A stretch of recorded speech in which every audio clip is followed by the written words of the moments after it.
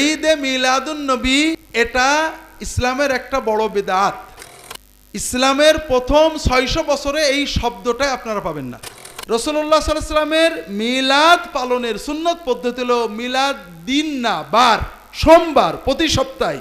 বছর ঘুরে আসলে আপনি একদিন নবীর আশেক হবেন, এটার দ্বারা ইসলামের কিছু হয় না। এটা ইহুদি খ্রিস্টানদের সিস্টেম, আমরা নিছি। আপনি প্রতি সপ্তাহে সুযোগ পেলে সোমবারের দিন রোজা রাখবেন। এটা হলো রাসূলুল্লাহ সাল্লামের মিলাদ, জন্মে আমাদের শুকরিয়া আনন্দ প্রকাশের সুন্নত পদ্ধতি। রাসূলুল্লাহ সাল্লাম সোমবারে রোজা রাখতেন। সাহাবা একরাম প্রশ্ন করেন, ইয়া রাসূলুল্লাহ আপনি সোমবারে কেন রোজা রাখেন?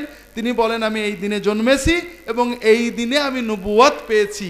অন্য হাদিসে আসছে নবীজি সোমবারে হিজরতও করেছেন, সোমবারে মদিনায় পৌঁছেছেন। আমরা জানি সোমবারে তার মৃত্যুও বটে। এই জন্য সোমবারে রোজা রাখা একটা সুন্নত আমল, এটা আপনারা পালন করবেন।